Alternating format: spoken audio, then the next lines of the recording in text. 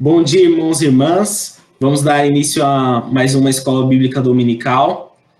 Vamos dar continuidade ao nosso módulo sobre cosmovisão cristã. E hoje nós vamos falar sobre o cristão e o meio ambiente. Para isso, a gente vai receber o Rodrigo Rachel, um amigo nosso do tempo de faculdade. Ele que é cristão batista, engenheiro ambiental, faz pesquisa nessa área e também desenvolve trabalhos na Aliança Bíblica de Profissionais do ABC.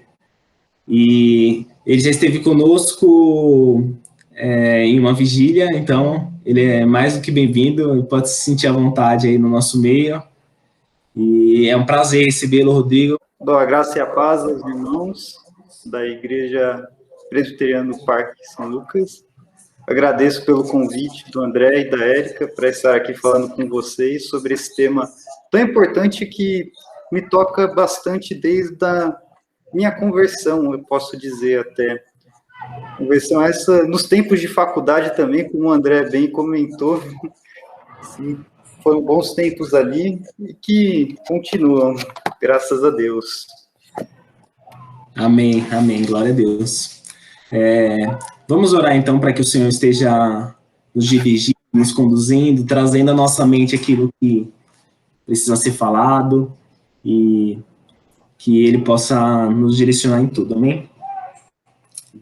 Senhor Deus, glorioso Pai, muito obrigado, Senhor, por essa rica oportunidade, Senhor Jesus. Eu te louvo, Senhor, pela vida do Rodrigo e pela vida de todos os irmãos, Pai, que estão nos acompanhando agora. Que o Senhor Jesus esteja conosco nesse momento, Pai. Nos ajuda, Pai, nos ensina, que nós possamos ter convicção, compreensão, Pai, sobre como nós podemos expressar o amor a Deus também pelo cuidado ao meio ambiente, reconhecendo que tudo que o Senhor criou, Senhor, é para o nosso proveito, deleite, mas também para o nosso cuidado, que nós possamos valorizar a natureza que o Senhor tem nos dado e louvar a Deus por meio dessas atitudes, Senhor.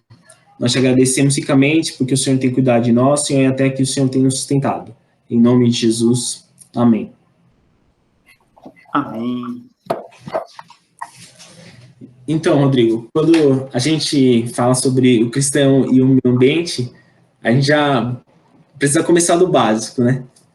O que seria o meio ambiente? Meio ambiente a gente pode dizer que é apenas a natureza que está intacta, por exemplo?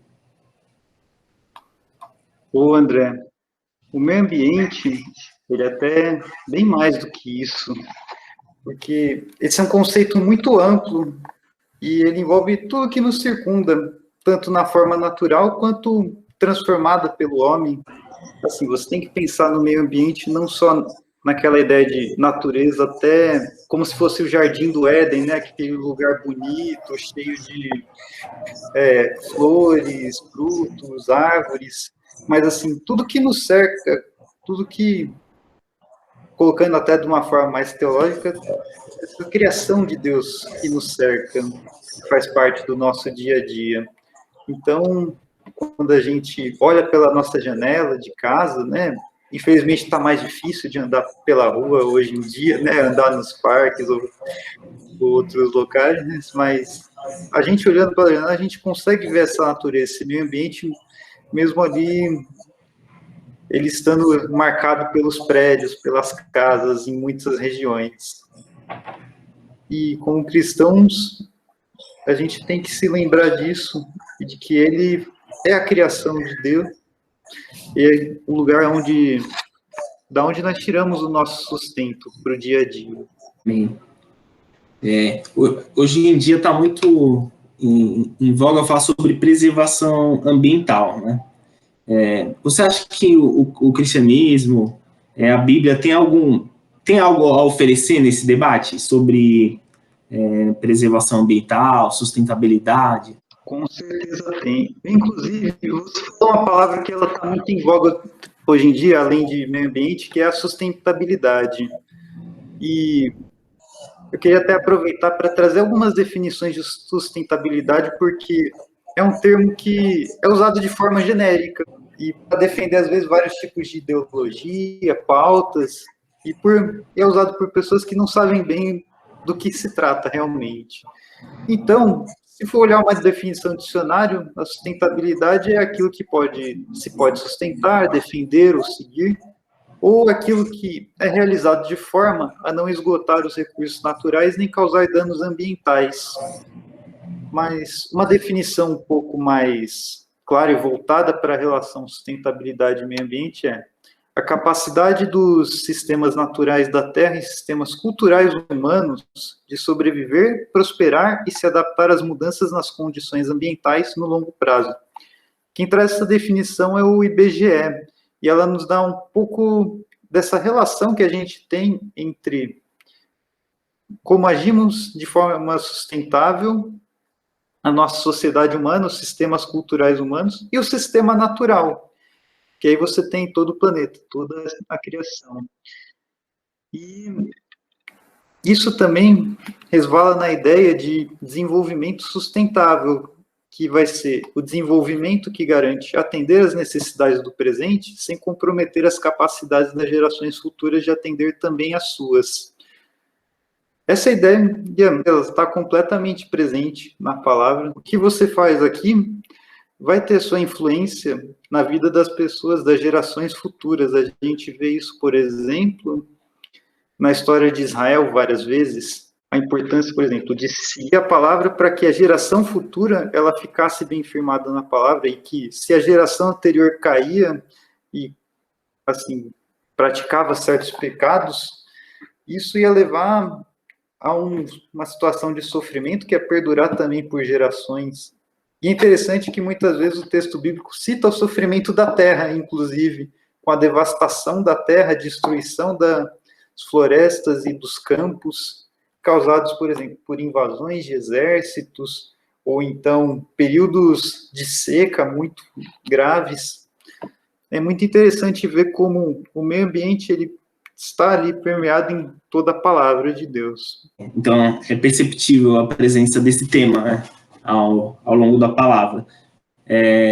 Falando assim em um linguajar um pouco mais teológico, é bem comum a gente falar sobre mordomia, né, mordomia cristã, e também sobre mandato cultural. E o que seria essa visão de interpretar o mandato cultural de Deus, que está, por exemplo, lá em Gênesis 2, versículo 15, o Senhor Deus colocou o homem no jardim do Éden para cuidar dele e cultivá-lo. Como que pode ser entendido esse mandato cultural sob uma perspectiva de mordomia cristã? Primeiro, vamos ler também o texto de Gênesis 1, do 27 ao 31, porque assim, os dois estão intimamente relacionados e muitas vezes um deles foi usado de forma equivocada e que levou a muita destruição ambiental no passado. Criou Deus o homem à sua imagem. A imagem de Deus o criou. Homem e mulher os criou. Deus os abençoou e lhes disse: sejam férteis e multipliquem-se, encham e subjuguem a terra. Dominem sobre os peixes do mar, sobre as aves do céu e sobre todos os animais que se movem pela terra.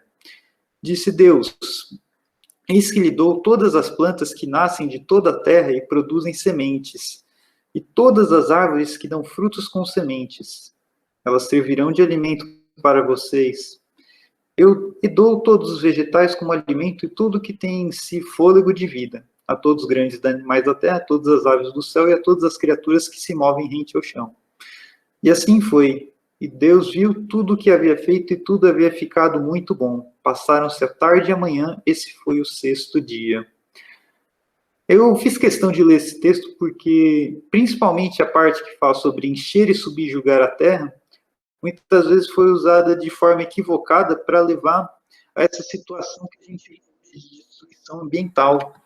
E isso, se você fizer uma análise, uma interpretação mais correta, levando o contexto em conta, o texto de Gênesis 2,15, você vê que o dominar e subjugar a terra não é esse sentido de destruição. Na verdade, ele vai até contra a palavra, porque ali vai completamente contra a ideia de você cuidar, de cultivar, de você recuperar aquilo que está destruído.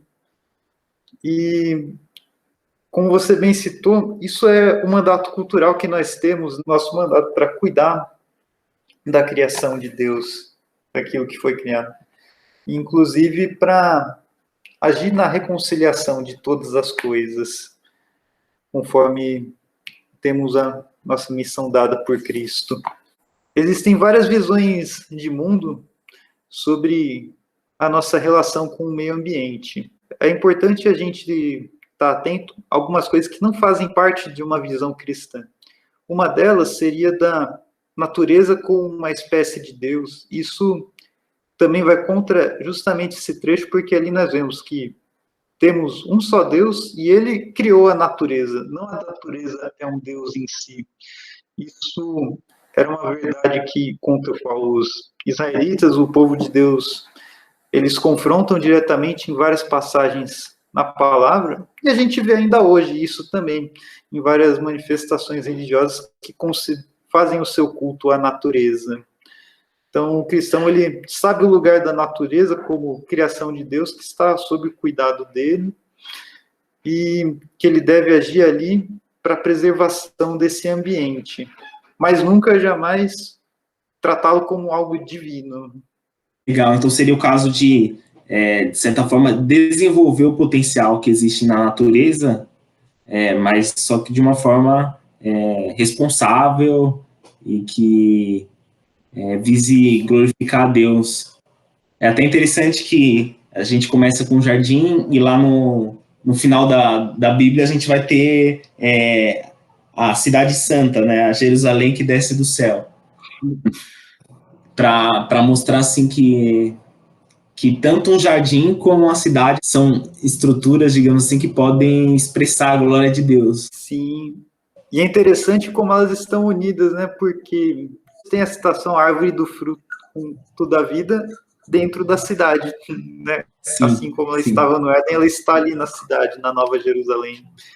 Sim, Apocalipse 22, 1 e 2 traz assim: então o anjo me mostrou o rio da água da vida, que, claro como cristal, fluía do trono de Deus e do Cordeiro, no meio da rua principal da cidade. De cada lado do rio estava a árvore da vida, que dá 12 colheitas, dando fruto todos os meses. As flores da árvore servem para a cura das nações. É um texto muito belo que mostra também o ideal que a gente devia pensar nas nossas cidades. Eu li um livro falando sobre a relação da igreja com os objetivos de desenvolvimento sustentável, e um dos objetivos de desenvolvimento sustentável é justamente sobre a criação de cidades sustentáveis. E ali o autor desse capítulo, ele fez um paralelo muito interessante entre a Nova Jerusalém, a cidade perfeita, o modelo perfeito de cidade, e o que a gente deveria estar almejando para as nossas cidades. E justamente aqui a gente vê um exemplo disso, essa harmonia com a natureza, que realmente faz falta. E porque quando a gente pensa em planejamento urbano, lembrando, o André ele comentou que eu sou formado em engenharia ambiental, é engenharia ambiental e urbana, então a parte de planejamento urbano também eu tive bem presente, e a gente vê que várias vezes ao longo da história, os governos eles falharam tomaram medidas, quando tiveram a opção de tomar uma medida que é uma cidade mais próxima do meio ambiente, com rios, por exemplo, que não fossem canalizados e retilinizados, transformados nessas linhas retas que a gente vê hoje em dia nos mapas das cidades, mas rios que seguissem de fato sua margem, tivessem ali a sua várzea original, e num ambiente assim a gente não teria, por exemplo, tantos problemas como a gente tem hoje com enchentes. Agora eu vou citar Saturnino de Brito, que foi um grande engenheiro sanitarista de mais de 100 anos atrás, que ele disse: se você não quer ter problemas com enchentes, não construa nas margens dos rios. E ele estava completamente certo, porque eu e o André, a gente estudou na Federal e ficamos ali do lado do rio, e a gente sabe o que acontece quando chove forte. Aquele rio, ele vai para cima da gente. E justamente porque a gente não soube respeitar as características do rio, do clima do local, a várzea dele, aquela região que alaga naturalmente quando você tem uma chuva muito intensa. Então, isso mostra que a gente ignorou o meio ambiente e colocou nossas cidades em cima dele, mas ele ainda está ali funcionando e isso leva a muitos conflitos, não somente entre as pessoas com a natureza, mas entre as próprias pessoas, porque é um grande impacto social de uma enchente, um deslizamento de terra, e tudo isso devia ser levado em consideração ao se pensar uma cidade. Felizmente, nós não temos todos os acessos a esses meios de fazer políticas públicas para melhorar isso, mas cabe a nós, como cristãos, pensarmos assim, como individualmente podemos fazer isso e coletivamente também, na região em que estamos inseridos, pensar em iniciativas que possam minimizar um pouco esses problemas. Verdade, são vários desafios aí que a gente enfrenta em uma cidade para tentar conciliar, né? A preservação, tentar manter áreas de lazer para as pessoas também, que as pessoas possam desfrutar, e um local da Bíblia onde a gente vê esse desfrutar da natureza, ou essa contemplação, de modo que aponte também para Deus, é o livro de Salmos. Eu estava fazendo uma lista aqui, são muitos os salmos que citam a natureza, o seu esplendor, a sua glória, como isso aponta para Deus. Alguns deles aqui, Salmo 24, versículos 1 e 2.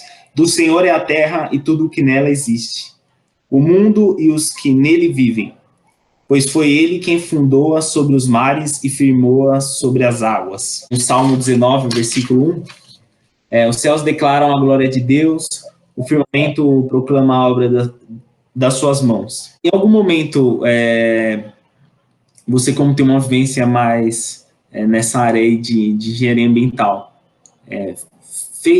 você conseguiu fazer alguma conexão entre esse olhar diferenciado que a Bíblia traz sobre a criação de Deus e atrelar com a sua vida profissional? Sim, eu vou até dar um testemunho sobre isso, que aconteceu durante a minha entrevista para o processo seletivo do mestrado, porque assim, os professores da banca da entrevista me perguntaram o motivo de eu querer fazer o mestrado em Ciência e Tecnologia Ambiental, que é o curso que eu estou fazendo agora. Se Deus quiser, acaba esse ano.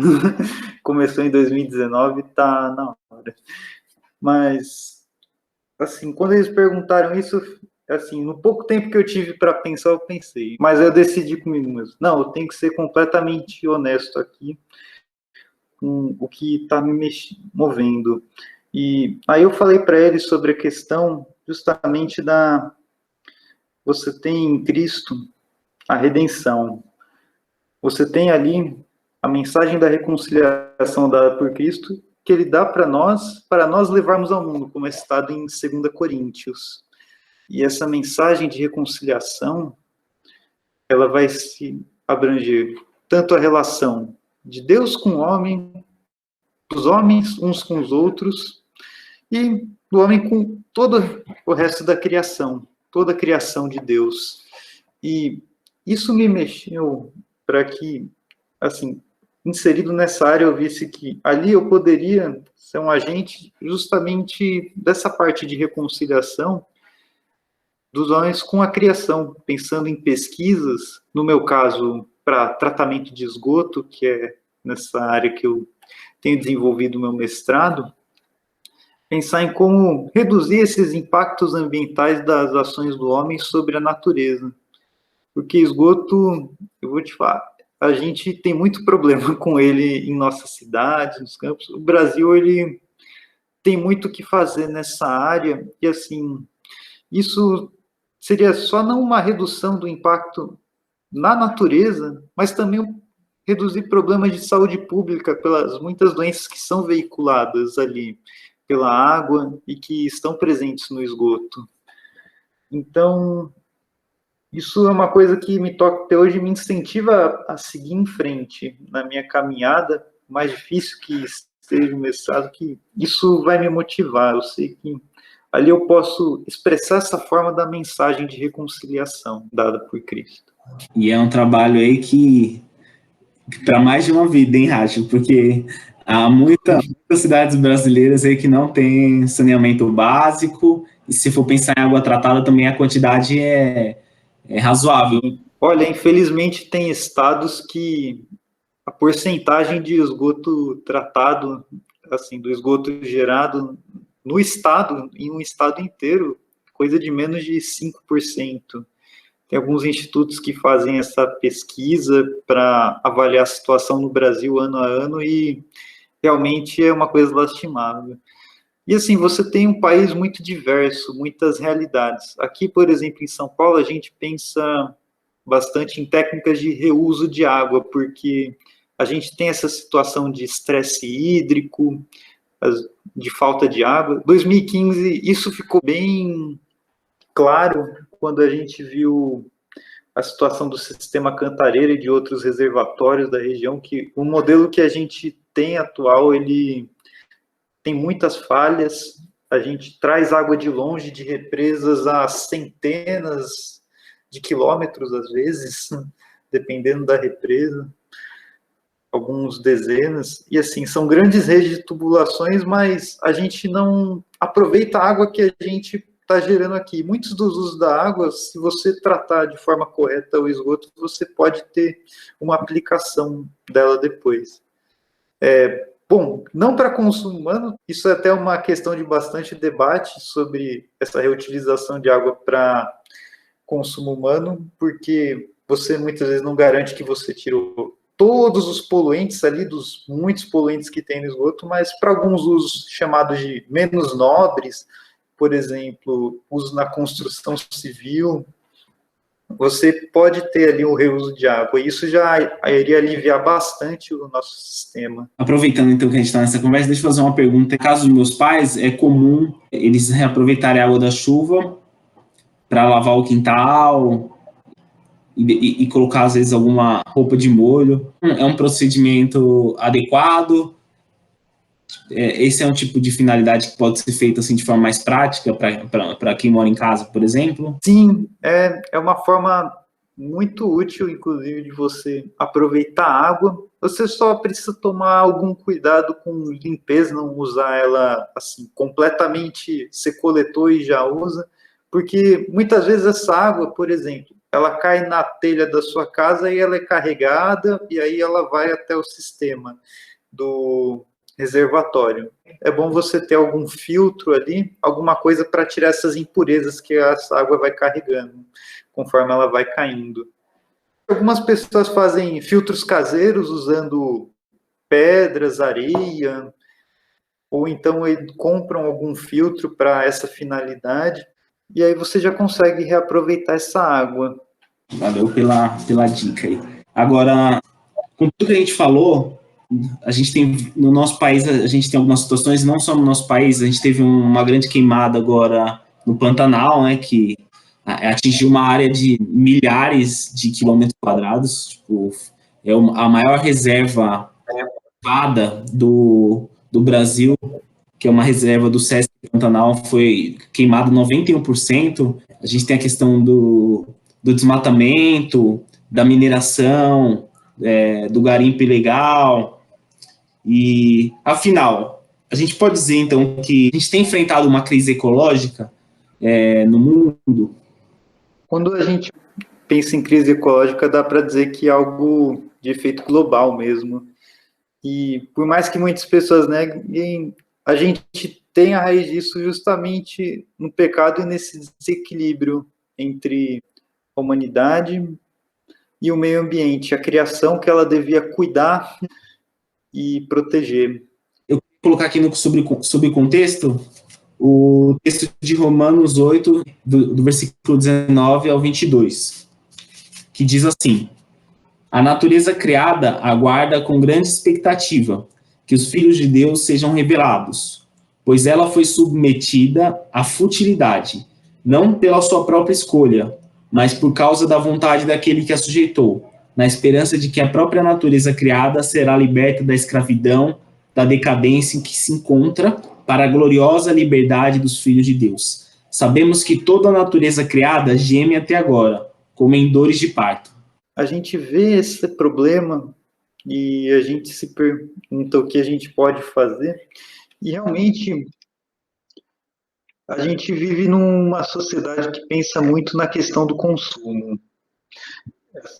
Assim, a gente pensa somente nos nossos próprios interesses, naquilo que queremos, naquilo que nós desejamos para nós. E você falou, por exemplo, do caso de mineração, caso de desmatamento, a gente muitas vezes está usando produtos que podem vir desses lugares sem perceber. Se ele não tiver um certificado ambiental, você tem algumas certificações para indicar que ali não veio de algum lugar ilegal, de desmatamento ilegal.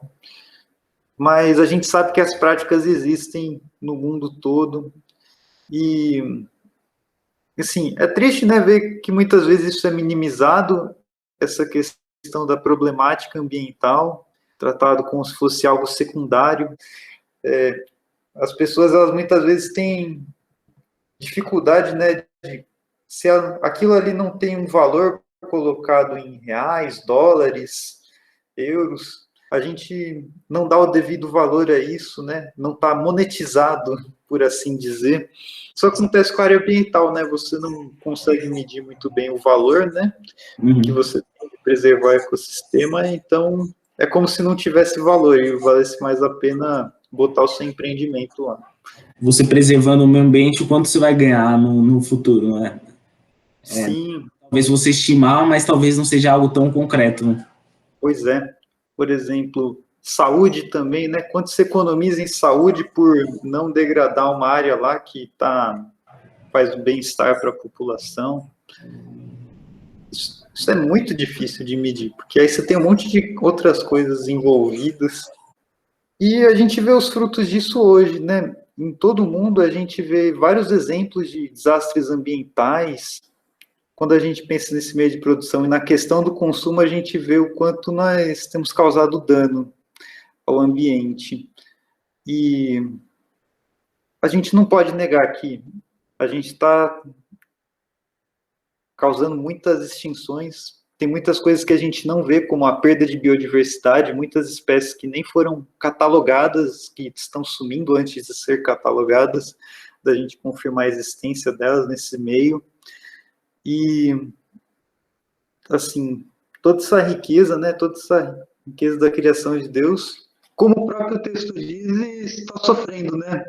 Como cristãos, a gente pode realmente reconhecer que a crise ecológica ela tem a raiz justamente no pecado, e a gente precisa levar a mensagem de Cristo adiante para lutarmos contra isso. Aqui no nosso país, por exemplo, a gente vê a questão de desmatamento, mineração, e isso deveria fazer a gente parar e refletir sobre o que está acontecendo com o nosso meio ambiente.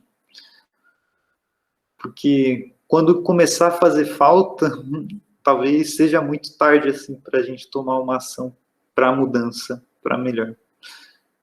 O texto de Colossenses, capítulo 1, versículos 15 ao 17, ele coloca Jesus como o primogênito de toda a criação, e que nele foram criadas todas as coisas nos céus e sobre a terra, as visíveis e as invisíveis, que tudo que foi criado foi por meio dele e para ele, que tudo nele subsiste.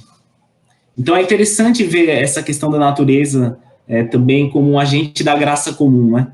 Porque no final das contas é por causa dela que toda a vida e tudo o que a gente faz e realiza quanto seres vivos e humanidade provém desse sustento que é o próprio Deus que traz e disponibiliza, né, na forma de recursos naturais. A gente precisa lembrar que Cristo é o Senhor sobre tudo. Inclusive, eu até tenho uma indicação de livro para vocês, Cristo é o Senhor, do Dionísio Peip. É um livro muito legal que ele vai falar sobre vários aspectos em que Cristo ele é Senhor, e um deles é justamente o universo. Então, ali nós temos o texto de Colossenses é bem claro em falar que, assim, Cristo ele sujeitou todas as coisas. A gente também tem um exemplo de Mateus 28, toda autoridade me foi dada nos céus e na terra, e que isso reforça ainda mais a ideia de que quando Cristo ele nos dá a nossa missão aqui na terra, ele não deixou a criação de lado, ele é Senhor dessa criação e quer que nós a tratemos da forma que ele trataria, de fato, estando no nosso lugar. E a gente vê também esse exemplo do senhorio de Cristo em várias passagens dos evangelhos, quando, por exemplo, ele acalma a tempestade, mostrando ali ele ser o senhor sobre a natureza.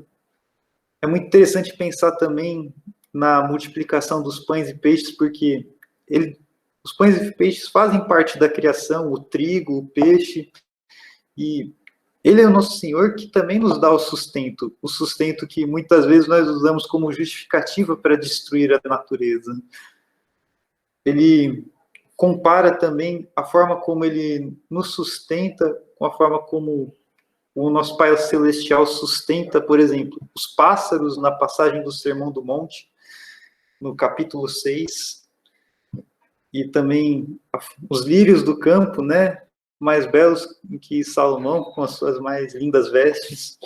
Então, o Senhor ele se preocupa com toda a sua criação. Justamente, isso foi uma coisa que eu lembro que me incomodou bastante numa aula na engenharia ambiental e urbana, que foi uma crítica feita por uma professora falando do cristianismo como antropocêntrico, no sentido de que ele pensava no homem acima de toda a criação e isso fazendo que ele fosse agente de destruição, porque eu sou dono, então faço o que eu quero.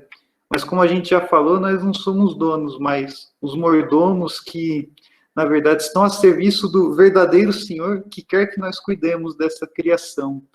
Então, olha o mau exemplo, né, que foi dado ao longo da história, porque assim, primeiro eu pensei em fazer ali aquela apologética, defender a fé, mas aí eu entendi o que aquela professora quer dizer aqui. Na história, isso de fato ocorreu. Um texto fora de contexto foi usado como justificativa para uma ação destrutiva do meio ambiente. E isso me fez refletir sobre como a gente tem que, de fato, obedecer a Cristo nessa área também, com bastante urgência. Esses dias eu estava ouvindo uma conversa e foi colocada a seguinte questão, né? Quando a gente tem o caso de Jonas, ele está ali cumprindo, digamos assim, a sua missão meio a contragosto e ao final de realizar de forma bem nada espontânea, ele acaba se afeiçoando ali com uma árvore, né, que Deus faz crescer para servir de sombra para ele, e depois o próprio Deus permite que aquela árvore fosse ferida, e ele acaba perdendo ali aquela fonte, digamos, de alívio, né? E quando você estava falando sobre que muitas vezes a gente relativiza as questões do ambiente, é interessante como Jonas se afeiçoou ali pela árvore, mas não olhou para a questão dos ninivitas e nem dos animais que viviam na cidade. Lá em Jonas, capítulo 4, versículo 11, Deus pergunta para Jonas, e não hei de eu ter compaixão da cidade de Nínive, em que estão mais de 120 mil homens que não sabem discernir entre sua mão direita e sua mão esquerda, e também muitos animais. É interessante esse diálogo, né, que Deus tentando ensinar para Jonas que toda a vida é importante, né, incluindo ali os animais, né, e mostrando que o mesmo Jonas rebelde conseguia ter compaixão por uma árvore, pela natureza. Sim. Jonas é um exemplo muito legal, porque mostra como o Senhor, assim, ele estava usando uma pessoa ao mesmo tempo que ele estava tratando dessa pessoa e dos vários problemas que ele tinha. Ele odiava os ninivitas, né, que era a capital do Império Assírio, um império assim que ele se expandiu naquela época no Oriente Médio, marcado pela violência, pela brutalidade dos seus soldados, do seu povo, com os povos que eles conquistavam, e os povos ao redor odiavam eles. Mas, e Jonas, assim, ele não queria que eles fossem salvos, ele queria a condenação, fogo caindo do céu na cidade. Mas o Senhor, ele mostrou, não é esse o plano que eu tenho para a vida deles, para os seus rebanhos, para aquela cidade. Os meus planos são outros. E você, Jonas, você também precisa ser tratado. Eu vou te usar como um agente de reconciliação aqui. Você mesmo precisa dessa reconciliação. Precisa dessa paz do Senhor na sua vida. Para a gente ir caminhando para o encerramento, eu pode ficar à vontade, Rádio, para fazer considerações finais, talvez para ressaltar aquilo que você acha que é importante quando a gente fala sobre esse tema, o cristão e o cuidado com o meio ambiente, e se possível, será que você tem alguma dica, orientação mais prática sobre como a gente pode atuar dessa forma? Pensando em umas dicas práticas, eu acho que a gente precisa olhar sempre dentro de casa e ver o que está ao nosso alcance. A gente muitas vezes tem o problema de ser meio míope mesmo, porque a gente fala assim desses grandes ideais, né? Mas a gente esquece de coisas muito simples que a gente pode fazer no dia a dia.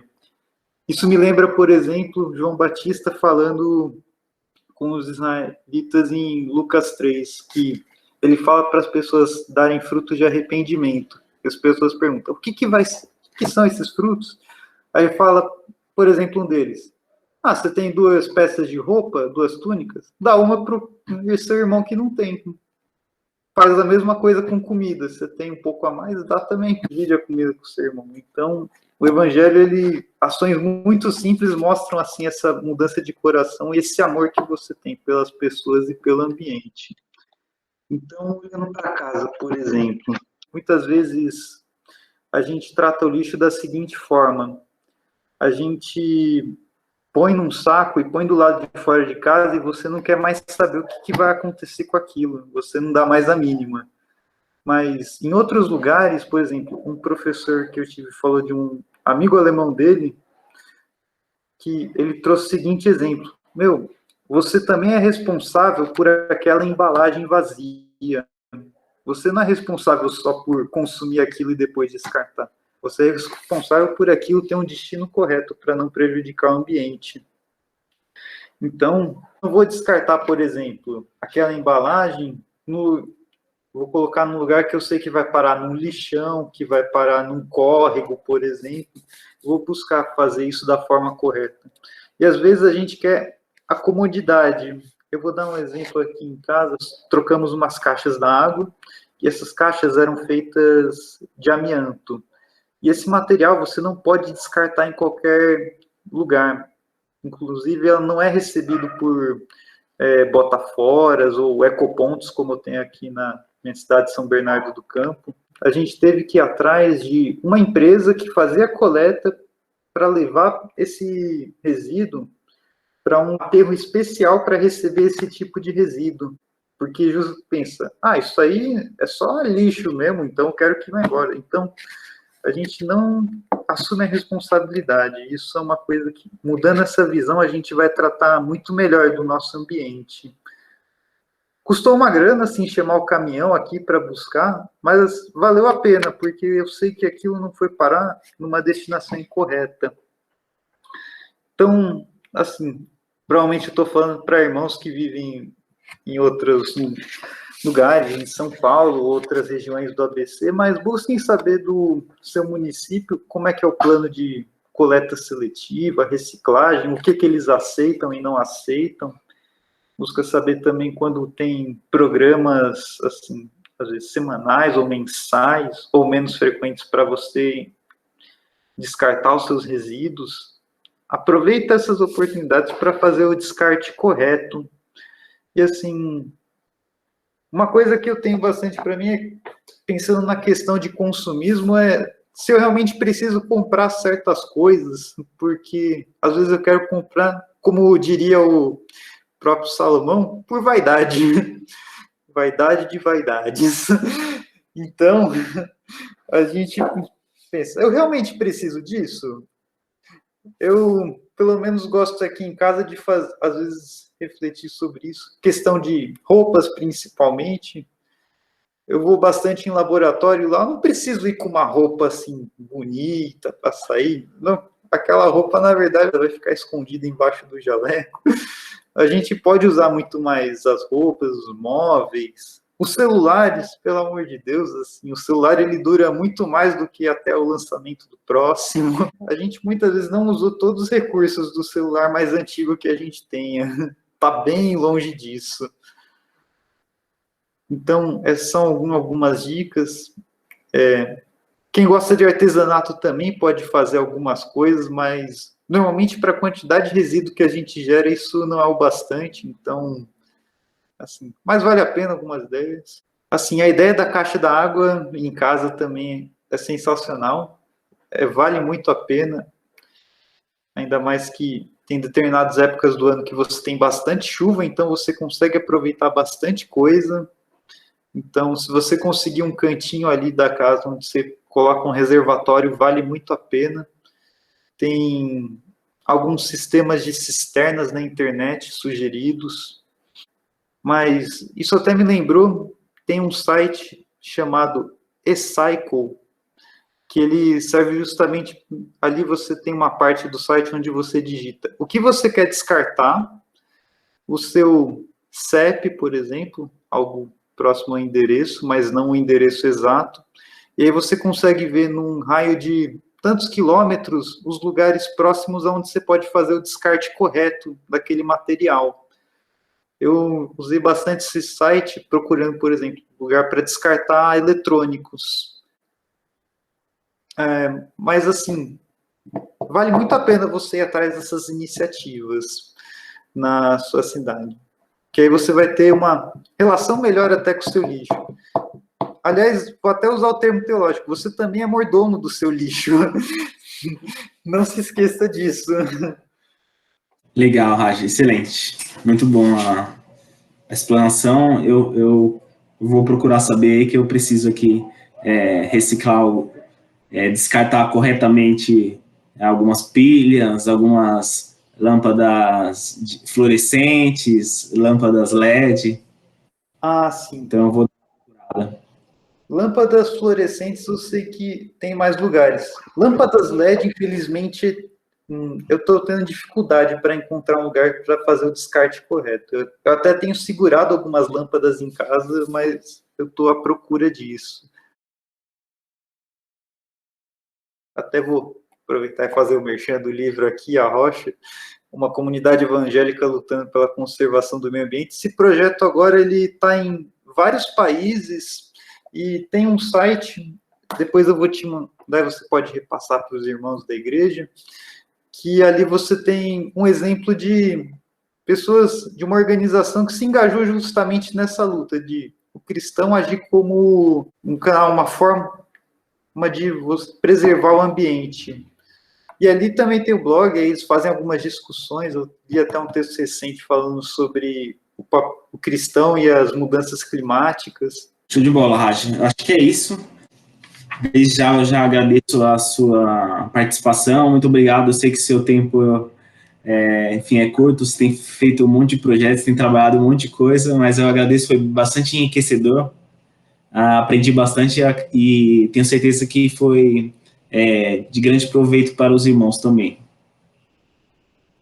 Amém. Muito obrigado a todos por poder participar aqui. Agradeço por esse espaço, por esse tema que, assim, muitas igrejas, infelizmente, ainda não debatem, mas se Deus quiser, ele vai se tornar mais os motivos de reflexão para nossas vidas. E, conforme Deus nos guiar, a gente vai poder agir como agentes de reconciliação completos, agindo para reconciliação. Deus com os homens uns com os outros e com a criação. Amém, igreja? Amém. Glória a Deus. Eu também agradeço a participação dos irmãos que nos ouviram até aqui, que todos tenham um feliz Dia das Mães, né? Não se esqueça hoje aí de mandar um beijo para sua mãe, de, se possível, se você morar perto, tomando todos os cuidados por conta da pandemia, também dá uma passadinha lá, dá um abraço. Então, a todas as mães da igreja, um feliz Dia das Mães, que Deus os abençoe ricamente. Um excelente domingo a todos vocês. E aí, irmãos, paz do Senhor. O André pediu para eu falar um pouquinho sobre algumas questões ambientais que eu tenho me envolvido há alguns anos já. Então, eu sou o responsável pelo projeto Sou Eco, na empresa onde eu trabalho, que é um projeto que visa toda a parte de sustentabilidade da empresa em si. Então, a sustentabilidade, né, ela envolve as questões ambientais, questões sociais e questões econômicas. E justamente a sustentabilidade, né, é o que faz o mundo se preservar, as pessoas, né, terem mais condições. Então, um realmente sempre está muito ligado ao outro, questões ambientais, com questões sociais, com questões econômicas. E falando um pouco, né, da parte ambiental, a gente, lá na empresa onde eu trabalho, todo ano, a gente neutraliza todo o carbono emitido pela empresa. Então a gente faz um levantamento de tudo que é gasto com energia elétrica, com descartáveis, tudo que pode, emissões de gases, tanto das frotas dos carros quanto o ar-condicionado e tudo mais. A gente faz todo um levantamento para saber quanto de carbono foi emitido pela empresa no decorrer daquele ano, e a gente planeja sempre um plantio. Então a gente entra em contato com algumas empresas, né? A gente tem uma parceria com o Instituto Brasileiro de Defesa da Natureza, e todo ano a gente planta cerca de 500 árvores, varia, né, de acordo com a emissão do carbono, para a gente conseguir fazer a neutralização do carbono. Então eu comecei a me envolver nesse projeto e vi que é realmente uma coisa que todo mundo deveria se preocupar, né, com essas questões ambientais, porque realmente, se o meio ambiente se degradar, a gente vai sentir o impacto disso daqui a alguns anos, né? Então, também questões de o lixo, né, reciclagem, separar corretamente, fazer realmente uma coleta adequada, porque realmente isso ajuda muito no meio ambiente, né? Então a gente não vai estar jogando materiais como plástico que podem demorar centenas, milhares de anos aí para se degradar no meio ambiente.